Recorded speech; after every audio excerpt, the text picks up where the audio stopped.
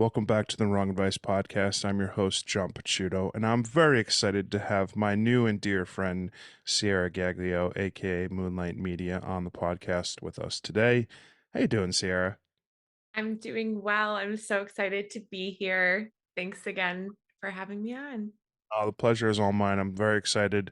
You were very, very gracious to be one of the three panelists on my very first panel discussion for the podcast, talking about what is art in 2023. And I thought, obviously, it was time for you to have your own solo episode where we can get to know a little bit more about Ciara, the wonderful artist that she is. Can you give a little quick introduction to the listeners into who you are? Yeah. My name is Ciara. I'm born and raised in New York, and I've lived in the city for over 15 years now. I come from two very artistic parents. My mother was an artist, and my father is an art collector and dealer. And I have always been around art since the day I popped out. It's been a lifelong obsession for me. And I started my professional artistic journey when I was in college. I wanted to be a journalist and go into advertising. And I absolutely hated the courses and the curriculum. And I decided I'm going to take a photography and digital media design class. And while I had always been very artistic and, as a child, I was always drawing and painting. And um, every time I had a book report due for high school, I would always make like an extravagant cover of it. Like it was never just piece of paper stapled together, handed in. Like I always had to go above and beyond. So I said, why am I not doing this in college? So I took a class and it was an elective, and I immediately was like, "Oh my god, I'm changing my whole career path. Like I need to do this." I learned like Premiere Pro, Final Cut, Photoshop, and this is kind of when those programs were just becoming like available to the masses. And I said, "I want to be a graphic designer." So I went out into the world and got an internship, and then I worked many corporate jobs as a graphic designer for a lot of hospitals and fashion companies. And I really just hated the corporate lifestyle. Was not for me, as a creative yourself, I'm sure you can understand it's just hard to fit us into that square when we're like a circular blob. So I decided to open a freelance company in 2016, Moonlight Media, and I've been doing that ever since. And I've loved it. I have so many different clients, from like DJs to plastic surgeons, a lot of like event venues. Sorry, I just lost my train of thought. I've done everything from like dog clothing to like asphalt paving. I've worked with like every single type of client, and it's really helped me understand the process of design, from concept to creation. And I just really enjoy creating no matter what medium it's been. And then, I've always done photography on the side, just as a hobby. I've always loved photography, and I will just randomly get my friends like, "Hey, you want to do a photo shoot?" Or like, "Hey, you need save the dates. Like, let's go take some photos." And that's always been like a side thing for me. And so yeah, and then in 2021 I discovered NFTs through a friend, and I was like, "What the hell is an NFT?" So I was like, this is so weird." But he kept posting like, "Just sold another NFT, just sold another." And I'm like, "What is an NFT?" So then I joined Clubhouse and I was listening in, and I'm like, "Wait, this sounds like really fun." So I had like folders on my computer of these like composite images that I've made just for fun that I've never done anything with. And I was like, let me see if this is an NFT, like, because it was still so early and I didn't really understand like what was happening or this huge like art movement at the time. And I ended up selling a few of them, and that was where it just became part of life. Yeah. Here I am. I mean, it's awesome. Obviously, you and I met through the NFT space, in one of probably 100 million different Twitter spaces that I frequented for the better part of 2021 and 2022.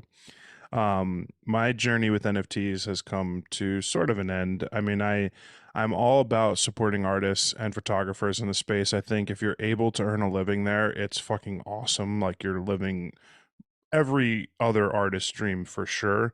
Um, I just got a little lost in the sauce, I think. Like I invested so much time in Twitter Spaces and like the GMs of the world and like it was great. Like I think the best takeaway, and I say the same thing all the time, is who I met in the space. Like I've met some really, really awesome people, some amazing real world friends have come out of the situation, which I think is more than I could have ever asked for out of however much money I'd put in and to mint my own stuff and collect other people's stuff.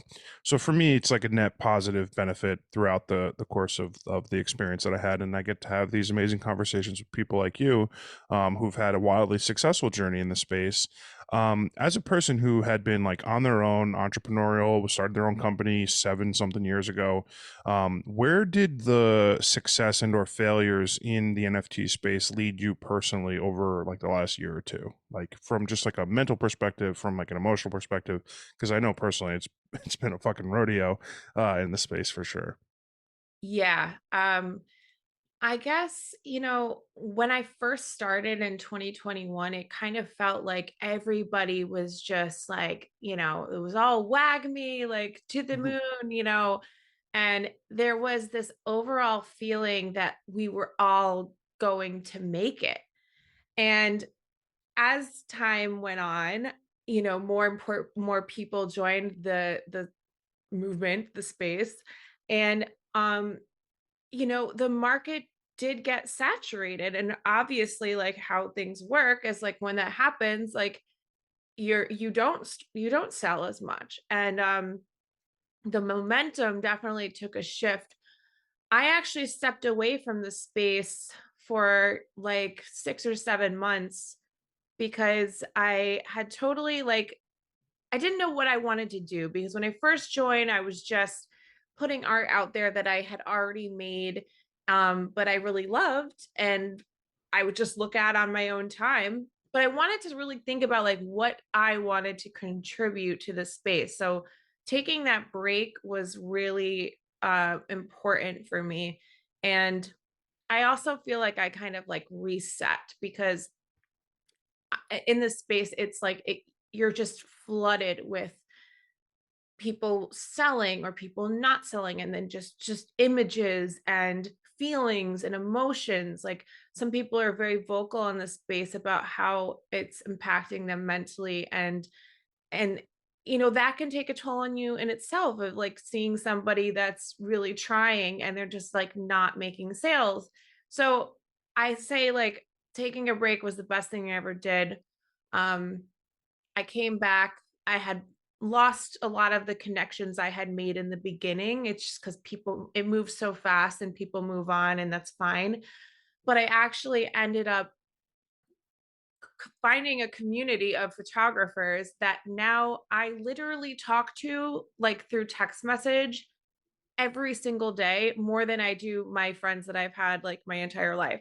And that to me was the best way to come back into the space, because it wasn't even about selling art anymore. It was about connecting with like-minded people, and just like you said, like building a community and having these friends that are kind of going through the same thing that you're going through. And as more as like, or as much as any of us, if you try to tell somebody that's not in web3 like what it's like, they look at you like you have 10 heads, and they're like, what are you talking about? Like, why are you so stressed about it? It's just Twitter.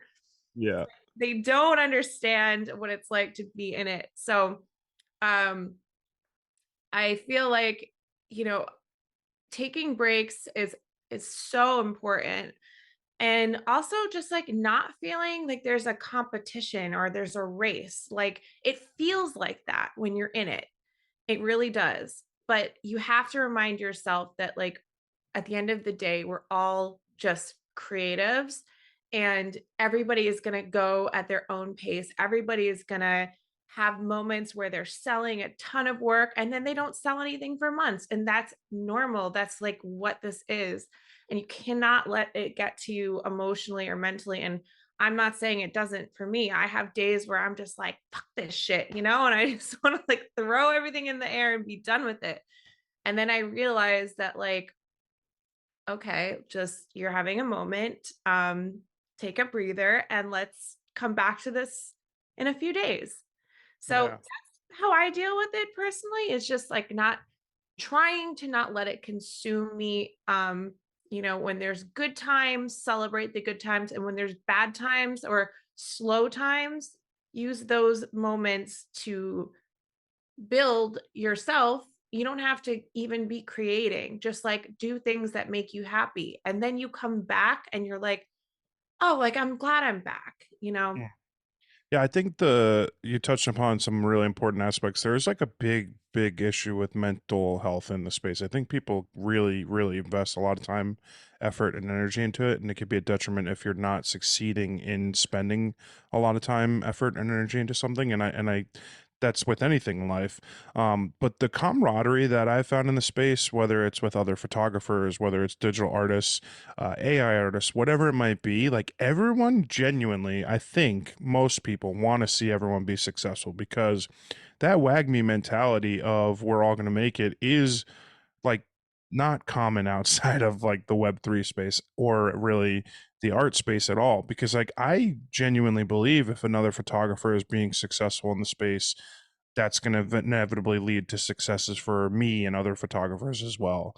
And that's rare because when you talk about in like the real world, if there's another photographer getting the job that I wanted, that's not a really instance where I'm going to be happy for them, right? Like I'm like, oh fuck, I wanted that job. So I thought that the community aspect to the Web3 space was and is the only thing that keeps me hanging around because the people are great.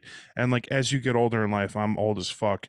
So as you get older in life, you start realizing that like the people you meet on your journey of life is significantly more important than money, than accolades, whatever. It's the human connections that you make that I ultimately have enjoyed most with the space. um I'm also glad you mentioned composites because when we were doing the panel discussion, I didn't know how to describe the artwork where you would take a physical photo and then digitally manipulate it, whether in Procreate or whatever editing software you use. I find that shit incredible because you take something that I could do, right? I could take a picture. I'm a photographer. I could take a picture. And then your mind is able to envision a scene wholly outside of what is actually being represented with that photograph. When was the first composite that you made, and how did you sort of like evolve that skill set to where you're making these insane works of art now? I started doing it in college, just randomly, like taking photos of me and putting them in like just surreal surroundings. And at the time, I had no idea what I was going to do with this. It just was fun for me. I've always had a very vivid imagination. So, the things I think of, I have a list in my phone, in my notes of like the wildest scenarios. And it's like, whenever I feel like I'm like hitting a creative slump, I just open that list and I'm like, oh my God, I forgot about this one. And I have really strange ideas. I don't know. I'm weird and I love it. So it's been a long time, but I think maybe it started from when I was a kid. I used to make collages a lot. I used to cut up my mom's magazines and just either plaster my walls with these like scenes, or all my notebooks in school, the marble covers, they were all like just totally collaged out. So that's always just been a part of me. When you're taking a photograph, do you ever have a composite in mind, or do you ever have a composite in mind and then say, I need to take this photograph? You know, not unless I plan it out ahead of time. Most of the time, so like it's funny you say that. There was a photo of me in Santa Monica walking on the pier, and I just wanted a photo taken of me there. And then when I got home from my trip, I'm going through my photos and I was like, you know what'd be funny if I like put myself walking on the moon instead of Santa Monica. So like I think it happens after the fact if I look at something, but if I have a shoot or if I have a, a piece in mind, obviously, yeah, I can gear it towards that. But a lot of the times I'll just kind of look at something and be like, you know what would be funny? Yeah, that's cool. I feel like I'm in the best place creatively in my career, and I've only been a photographer full time now for 3 years. And I Wow. think I've yeah, no, I know it's crazy. Well, I'm sure you've heard the story many times. Lost my job during the pandemic, took a road trip around the country, decided I wanted to figure out what the fuck I wanted to do to be happy. Thus, my photography career was born, and this podcast and all of the amazing shit that has happened to me since has been a byproduct of that. But for very early on, I dealt with a ton of imposter syndrome, a ton of sort of creative blockage, right? I didn't know what I was trying to say or do in my photography. And I've now reached a point where I am wholly know what I want to create when I'm partnering with models or bands or whoever I'm working with. Like I know what I want to be able to put together with them. But that creative process, like, or I guess that comfort in my own creativity took a long time. It took me 3 years. You've obviously been in this world for a very long time. Do you ever struggle with that sort of creative process? Do you ever struggle with like, uh, any sort of aspect to the creative process where it's like either hard for you to come up with concepts or desires to want to like do the work? Absolutely. I mean, there's writer's block and there's artist block. There's times where I feel like I was forcing myself to create simply to keep up with the space. And those were the times when I was like, no, this is your body and your mind telling you that you need to go out into nature and you need to get inspired again. And you don't need to sit in front of a screen and like stare at a blank canvas, like, what am I going to make? What am I going to create? That is not how you do it. And that happened to me. I think it was like in March, I launched a collection with a friend, a collaboration. We sold a couple, but it didn't really do too well. I think at the time we we priced it a little bit higher than the market was able to meet. And we did that because we were compensating the models and we were uh a lot of work went into it. So we were Is this the thinking like with underwater? our sorry. Is this the underwater series? No, no, this was the Sirens. This was a collaboration between me and a photographer friend. And we both were just like, God, like we put so much work into this, but it's not selling. And like it really it did take a toll on both of us mentally. And I was like, you know what? Like, it's okay. The art is there, it's done. We love it. We had an amazing time collaborating. And that says something about it. And the next month I booked a solo trip to Costa Rica because I was like, I need to go figure out, where my head is at. And being alone for 10 days in a new country and just like taking in all of the sights, the sounds, the smells, everything. It just and also just having so much time to like think not even about what I was creating, just about life and how lucky I am to be alive and like being able to be in this country traveling and doing this. It shifted my brain, I guess almost as the way like a psychedelic kind of like resets your brain.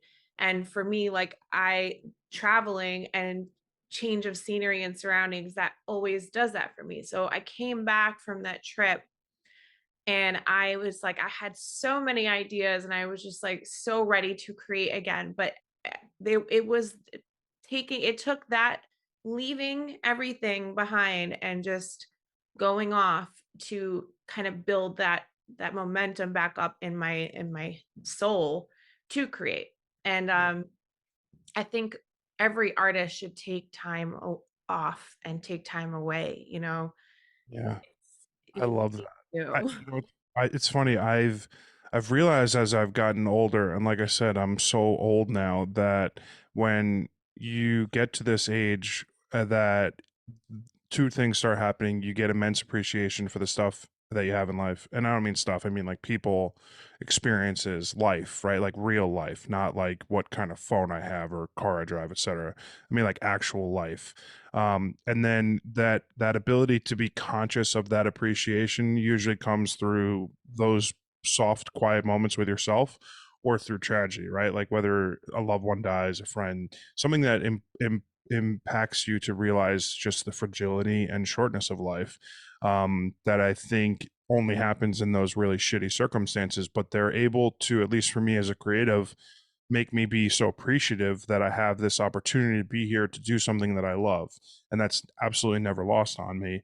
And I'm glad to see that you relate in that as well, because I think it's a tough concept for some people to understand that like this is not always a given. We're not always going to be able to do this kind of stuff, and sometimes it takes that kind of pause to realize that. absolutely. I saw something on Instagram last night that it was like, stop what you're doing and be thankful that you're alive. And the way that it just like shook me to the core. I was like, oh my God, I'm stressing about such trivial things right now. And like, it just totally shifted my mindset of like, okay, there's so much going on in the world right now that's horrible. And I'm sitting here, stressing over something that happened on Twitter or with an NFT. Like you gotta like be able to just Yeah, put compartmentalization is yes, crucial as you get older, putting things in their place where they belong and like understanding what is important and what isn't, is it's a lot harder than it probably needs to be, right? Like I think when you look at how all encompassing and consuming like social media can be, and especially if you're a creative, like a part of my job is just fucking posting on social media, which sounds so stupid. And I was texting my friend last night. I was like, I'm so pissed that I like worry about the fact that I'm only gaining a few hundred followers a month on like this platform or that platform. And then I read that back out to myself out loud and I was like, Jesus fucking Christ, that's so gross. I was like, can you, I had to stop and tell myself, you're so dumb. Like, this doesn't matter. Like, the number attached to my name on a social media app doesn't mean shit. You know what's important? Are my parents healthy? Is my brother and sister, my cousins, my family, and like my friends, are they happy? Are they healthy? Like these are things that are important, and I'm worried about the number attached to my name on a social media app. but that's not like your fault. This is like what we've been, you Yeah. know, told matters. And it's not a good thing um for us. And we really need to, like you said, compartmentalize and shift our focus on what is really important. How do you deal with like creative burnout? Because a lot of your process is time consuming, right? So like whether if you're doing a composite, you're creating something physically in the world and then spending however many hours making into something entirely different.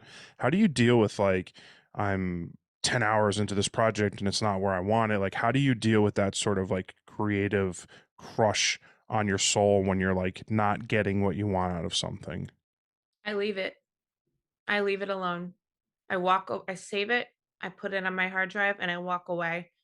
And I don't ever try to force it. And if I feel like I'm forcing it, I'm like, it's not the right time and this is not meant to be. And I do that quite often. I mean, I have hundreds of unfinished works that I just don't know where I'm going with yet. And my biggest thing is like, don't force it. It's like a fart. If you force it, it's going to be shit. I can't even begin to describe how much that is my favorite analogy of all time. I say that a in an alarming amount of times. I Did say we that. just become best friends? Did. Insert the Step Brothers meme. No, I completely agree with you. That is so funny and so true. Yeah, you can't like, and I find that like even if I'm on set and I'm struggling with being able to get the photo that I want, um, I feel that, like, I think that, like, stop forcing it. You're gonna shit. I say in my head, you're gonna shit the bed, not shit yourself, because it's not an actual fart. But like, I think that because it's hard to do when you're in the moment. It's easier to do like when there's not that time constraint, right? Like you're sitting at home, you're in your office, whatever you're doing it.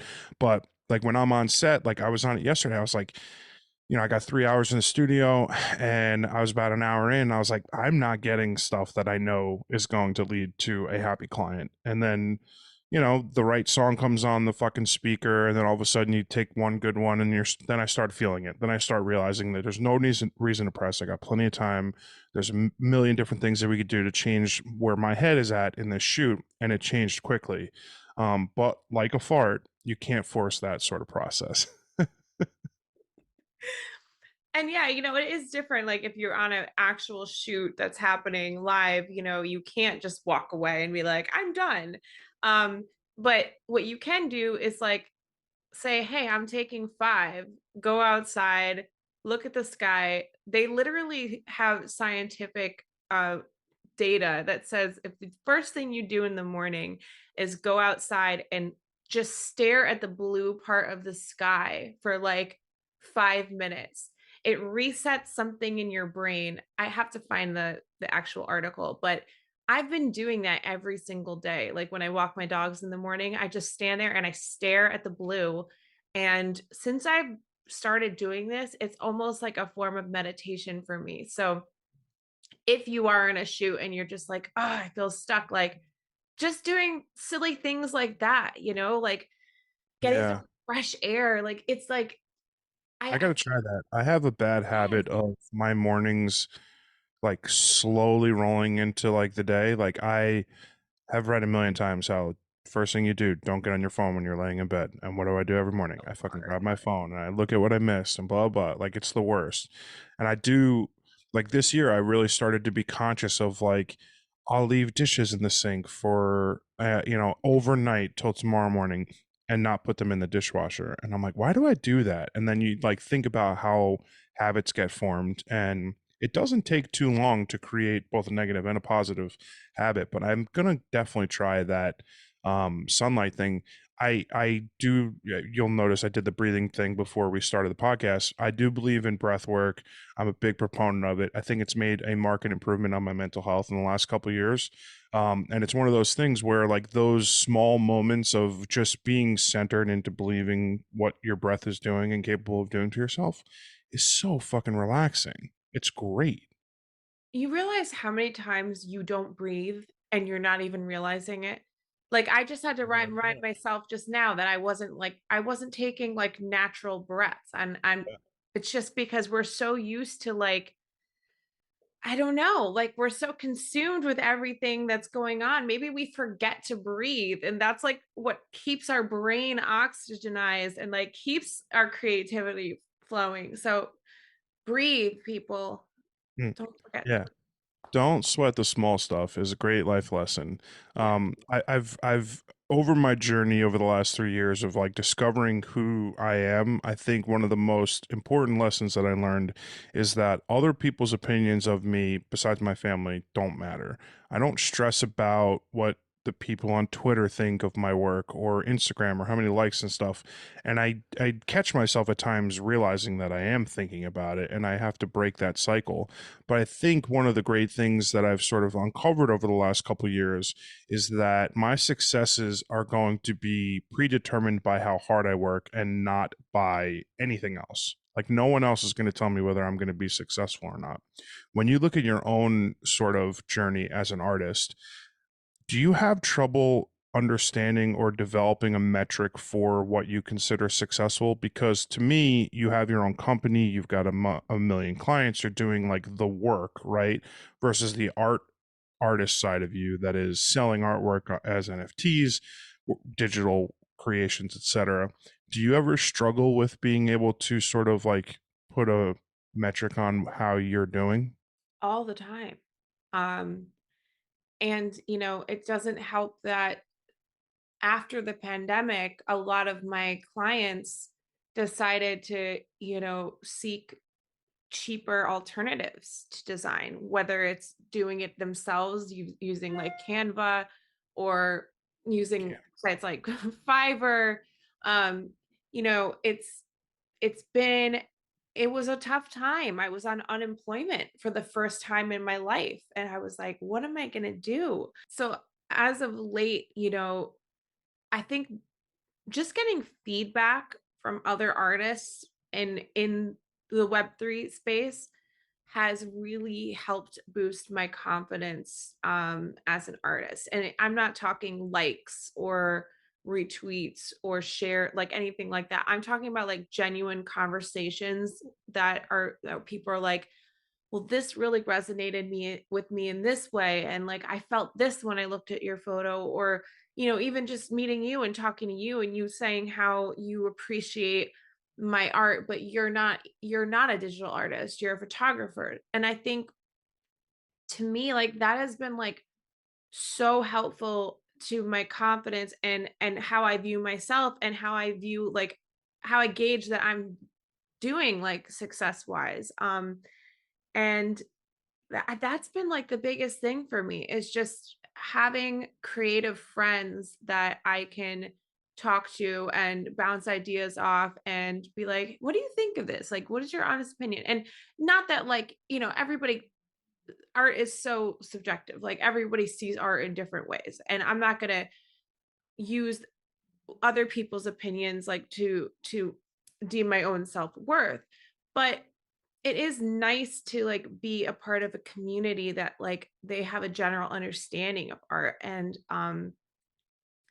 yeah, I guess that has been like, recently that has been one of the ways that you know I don't know. Also, like I had never had a following on Instagram on my art page ever. I had like 1,000 followers, and it never grew. I could barely get likes, and I just was like, I don't think that what I'm posting is resonating with people. And it wasn't that. It's the algorithm, and it's how Instagram works, and all that jazz. um and then I started feeding into it a little bit and being like, well, it's telling me to use this song with this reel. Let me try to like put my art to that. And my page grew like exponentially. And Yeah. I Plus, the don't, work being good doesn't hurt. yeah, I mean, No. thank you. I definitely have gotten better, as an artist. Like my skills have grown.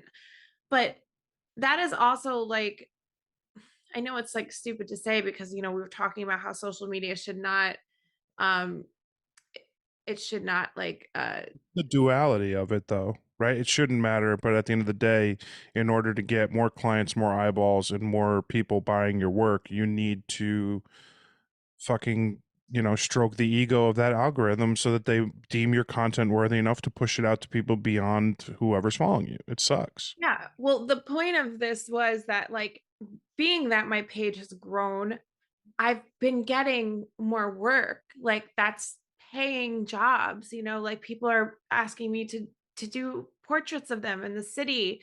And then I'm getting people like, hey, do you want to be an artist on this team, and do you want to do this collaboration? So like, I guess putting the work in on social media, as much as like at first it felt like I was just doing what Instagram wanted me to do, it did like open up a lot of doors for me recently. So I kind of, Listen, I love that. It's that it's the only part of my job that I have a real hard time putting the work in, right? Like when it comes to being a photographer, it's really easy for me to want to learn new skills, new techniques, try new film, whatever it is, like from like my job perspective. But the part of my job that I have a really hard time focusing on and spending the amount of time that it deserves is social media. It is looking up the trending sounds. It is how long it needs to be, how many photos does it need to be in a carousel, like all this shit. I have a hard time putting in the effort because to me, it's just like so tertiary to like the thing that I do. It is important, but it's not what I love. I love taking photos. I love spending time with an individual, getting to know them, and trying to capture 1 to 3 to 5 moments, whether we're together an hour or 2 hours, whatever, that resonate with who I am as a photographer and tell a story that I'm trying to tell. A lot of times I don't know what I'm doing when I'm there, right? Like I don't know what's going to come of it. There are those sort of in between moments that happen that I'm like, now I can see what I'm trying to create. There's no pre-planned process at all, but it's the other aspect of my job, that social media aspect, that I struggle with a lot. It's something I'm working on and something that I hope to get better at. But yeah, it is a struggle for sure, for sure. Yeah, and it does, it takes, it's a time suck. You know, you have to, I've been saying I'm only going to do social media posting and responding to messages and any type of like scrolling from like 10 o'clock to 12 in the afternoon. Like those, not like consecutively, but those are the hours. And then throughout the day, like if something comes up and I want to respond, yeah, but like you have to dedicate a certain amount of time to it, because if you just spend the whole day doing it, it's like before you know it, you're like, what did I do today? Yeah, well, TikTok will have that effect on me for sure. Oh God. That's why I don't use TikTok, because it's like scary how it sucks you in. It's tough. It's tough, I will tell you. And it's weird because from like a social currency perspective, like the thing that I think I would like to have the most following on is Instagram. As a image maker, I create photographs. I think that the number attached to my name on that platform matters a little bit more than others. I just for some reason want to get big on TikTok. I don't know why. It's so fucking dumb. It's so dumb. I feel like a lot of people that had made it on TikTok, it helps their Instagram. Like it just goes hand in hand, you know? So if you like that platform better, Instagram I is don't like any so of them. hard to like figure out. You know, I feel like Here, if I'm TikTok being honest, I don't like any of them. I would like to snap my fingers and have 50,000 just followers. told us you wanted to be a TikTok star. We all heard it. I'm gonna All start your doing dreams. I'm gonna start doing the lip syncs, and before you know it, I'm gonna have 6.7 million TikTok followers, and all my dreams will come true. I'll be making $13 every post on the TikTok Creator Fund, and it's gonna be everything I could have hoped for and more. I am here for it. I will be one of those 6.3 million rooting Aw, for you. thanks. I appreciate that. I'm lucky enough that the journey over the last 3 years has been transformative for me as a person. It sort of culminated with January of this year. I made the most amount of money I ever made in a single month. I've just sort of put it all together, and I've hit my stride in my creative career for the first time in 3 years, and it's a really wonderful place to be in for me because I have now a bit of financial flexibility and freedom that I didn't have, say, 6 months ago. I have really great reoccurring clients who are booking me all the time. And I've just sort of found my sweet spot of like what I'm doing. And as I look forward over the next month, like I'm going to get to shoot some really cool music stuff, which I'm super thrilled about. And even heading into March, like I'm just on par or on pace for having probably the best year of my life creatively. When you look at yourself and like how your process is sort of oh, Jesus, what are you trying to say, John? How your process has sort of gone over the last 2 3 years. What are your like some of your hopes and dreams for yourself for 2023? If I'm being so honest, 2022 was a rough year for me. True that. Mentally, emotionally, physically. Um, I was like, when it struck midnight at on New Year's, I was like, this is it. This is the last time I'm gonna feel like this. Mhm. And going into this new year with that mindset, even if I have a bad day, I'm like, this is a bad day. This Mhm. isn't a bad year. This isn't a bad life. Cool. And I think my mindset has changed exponentially this year. And because of that, I've seen good things happening, you know? Whereas 2022, I feel like I could not get a grip on all of these things I wanted to do. I wasn't working out.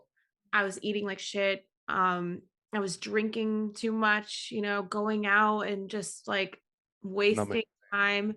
Yeah, and I just felt like that was the year that like never ended, and I just could not wait to just start fresh. And yeah, you don't need a new year to start fresh. You could start fresh tomorrow.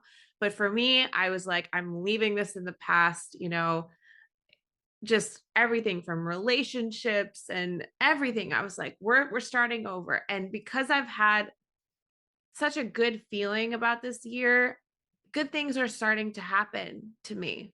Um, like I said, my Instagram out of nowhere got it just blew up, and I'm like, okay, like I'm getting more work. I'm feeling good about all this stuff I've been doing. It's like I don't even if I don't even sell an NFT for a month, I'm still happy with where I am. Like I have amazing friends. Um I'm showing up every day, and I'm going to the gym at 6 in the morning, 3 times a week. Fuck that, but nice. Good for you. I'm a 6 p.m. guy myself, but no, I appreciate that. You know, No, I it's I never thought I could do it, yeah. until I was forced, and then I actually liked it. But, There's a that there's something beautiful in what you said. I think it's something I believe in a lot. I started telling myself reoccurringly over the course of like the end of last year and into this year that like what's meant to be for me is going to find me. I don't need to force it like a fart. I don't need to make something that's not there be there. And I think if you're able to find this sort of like mental peace with what is meant for me will find me, it's incredibly powerful to be able to open yourself up to opportunities in life. Like there are so many different ways that I would get into my own head and get in my own way in the past because I would just be trying to force stuff that wasn't there, whether it was a relationship, whether it was a job, whether it was a project, whether it was something that wasn't meant for me. I would try to force it into being the right thing. In a lot of ways, the job that I had in 2020 wasn't meant for me. I was the wrong fit. It wasn't what I was supposed to be doing. But when you try to force those things in your life that are not meant for you to be for you, they fucking blow up. And a lot of times in a really shitty, messy way. But because I started believing that like what is supposed to be for me will be for me, I've sort of been living a much clearer sort of mental life. I'm attracting the things that I want to attract, whether it be work wise or whatever. And it's just I've sort of created this space that I'm like, I'm happier. I'm things are easier. Like I'm living lighter and I'm gonna shut up now. But do you get what I'm saying? Like it's just one of those things that I've sort of learned that it's like I've now started attracting the things that I want to myself. It's like reverse attraction, laws of attraction, or something like that. and that's amazing to hear because, like, I feel like this year has, like, an energy about it because it has nothing to do with the year. It has everything to do with us being so fed up with the bad habits that we got into, stemming after the pandemic, and just being like, "Oh my god, like, it's time to make a change." And then the other thing I wanted to say that it kinda touches on, what you said about, like, in 2020 you were just like not there, you were not having it, um is the power of saying no. That's something I've had such a hard doing my entire life. Always, I don't want to say I've been a people pleaser, but I hated letting people down, and I hated um not coming through, not showing up. And in 2022 I feel like I said yes to so many things that I didn't want to do. Um and I got screwed over a lot of times. I said yes to projects. And I was like, yeah, I'll do this. I'll animate this for you. And then, I never got paid. Or the project dissolved, and like it just, I did so many things that I thought I was supposed to be doing, but I didn't really want to do. And even this even goes to like your friends are, it's a Thursday night, your friends are like, come on, let's go drinking. And you're just not feeling up for it. And you're like, "Oh, I really have a big day tomorrow, but like they really want me to come." Like it's something as small as that. Now it's like if I'm not feeling it, and if I know I have something important I have to do, I'm like, no, I love you, but no, I can't do it and I'm not going to do it. And I have to put myself first. And that's like, that is my theme for 2023, like saying no in a loving way and just worrying about you. Like, you are the most important thing. I have an Always. interesting question for you. I'm 37. I don't know how old you are. I'm not going to ask. Do you think so? Like FOMO led a lot of my life, like leading up to like the last few years. And I think I've reached either an age or a level of mental clarity that I don't have FOMO anymore. Like you said, I do the things I want to do, and I don't feel bad about not doing the things I don't want to do. And I don't know whether it's come with age or just mental clarity, but for you, what do you think has sort of transpired that's allowed you to sort of like ditch the FOMO mentality? Well, I will tell you that I will be 35 in April. So I am similar. Yeah. Um I guess I think age definitely has something to do with it, but I also feel like disappointment has also led me to kind of like pick the things that I choose to do in my life. And not looking at it like, oh my God, like I can't believe I did that. Like this sucks. But like learning from it and saying, okay, like this doesn't work for me as a person. And like this led me to feel bad. So I'm not going to do this thing anymore. Or if I am going to do something like this, I'm going to go about it in a different way, or I'm going to get all my ducks in a row. Um, I don't know. I feel like I found like a sense of myself Yeah. recently that I put in the back of the truck for many, many years, and now it's driving the car. So, I fucking love that. I can't tell you how much I love that because I realized not long ago. So, like, I've been single for a while since the pandemic, and I've been through a number of situationships. And I think, I was talking to a friend of mine yesterday, and I told her, I was like, so much of me in the past was like forcing wrong people to be right for me, right? Because you get to a certain age where it's like you've been single for a while and you don't want to be alone anymore. It's a very, very normal feeling to be like, I'm sort of sick of being alone. And that allows you to have this thought in your mind that will let you compromise on something, whether it is a way that you're treated, whether it is a lack of chemistry, whatever it might be. But I found myself making more and more excuses about people that I was seeing that I knew deep down were not the right people for me. And I've now come to the realization that I was doing that for fear of being alone, for fear of not finding my soulmate, my person, etc. And I realized that by allowing myself to do that, I was acting incredibly toxic towards myself. I wasn't giving myself the belief that what's meant to be for me will find me, and I don't need to slam a square peg into a round hole. It's not going to fit. So I think that with age, I've been able to understand that the right things will always find it their way into your life at the right times. It might not be today, it might not be tomorrow, but just because I'm lonely today doesn't mean I need to compromise on who I spend my time with or who I'm hanging out with or whatever. And that is a level of clarity that I literally just came to with like in the last 2, 3 weeks. And it's been fucking great. It's amazing. that makes me so happy. Um, I feel like you and I are definitely on the same page when it comes to trying to make something work for the sake of making it work. And I've been single a long time too, and but this is the weird thing about, I don't know, this magical year that we're in. For the first time, I don't feel like I need someone. Like Yeah. I'm like, if it happens, great. But Mhm. I've got so much work to do in here and like in my own life that I'm not gonna force it. Again, it goes back to the fart thing. Like it's like you It always can't, comes back to parts. you can't. No. Yeah. Yeah, I'm just like so content being single and like, you know what, just living my life. And I honestly feel like for people like you and me who have been through everything under the sun, the right situation is going to just land in our lap when we least expect it. And when we are our fullest self, which it seems like you and I are both kind of getting to that point where, we haven't been that way in so long. So Yeah. let's You find know, that. it's one of those things that like thankfully with the aid of therapy, I know who I am, right? I don't need to compromise myself or what I'm looking for another person.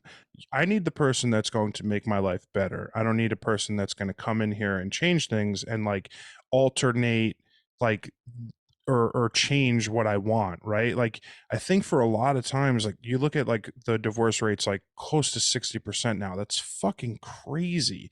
But it's like that because you go on social media, everyone's getting married, everyone's with someone else. Everyone, you get that FOMO, you get that mentality that, oh, I'm doing something wrong by not being with someone. And I think it like goes back to what you said, like don't force things in your life, whether it's your job, whether it's your relationship, whether it's your college, whatever it is, the right things that are meant for you are always going to find you. As long as you open yourself up to the possibility that it might be something completely different than you thought it was going to be, and it's okay to make alterations and changes to the plan.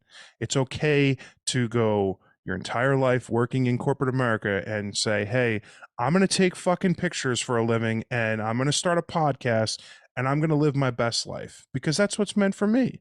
And like what's meant for you might be being an accountant and working Oh God, 170 no. hours. If anything, I would just buy a farm and just have like 1,000 animals on it.